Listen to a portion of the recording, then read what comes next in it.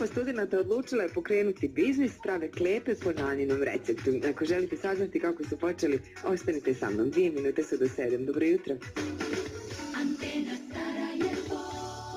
Samo najveći hitov. Za njih nas vežu najljepše sjećanja. Svi za stolom, samo čekamo da mirisni puter se prelije preko klepa. Za prste pojesti. Grupa studenata pokrenula je mali biznis, prave klepe. Sa mnom je jedan od osnivača, Damir Velić. Damire, dobro jutro. Dobro jutro, Adela, pozdrav tebi i tvojim slušateljima. Damire, ko je prvi probao klepe? Prije svega smo počeli to praviti za naše prijatelje od roditelja i komše, pošto su oni bili oduševljeni. Na taj način ti je rodila ideja da mi to malo proširimo i trenutno klepe samo sa mesom, i još malo ćemo proširiti na sir, možda ćemo ići na zelje, bit će tu još i možda pilav ili slično ćemo još raditi, čisto sve tradicionalno. Odlično, bravo za ideje, danas znam šta za ručak.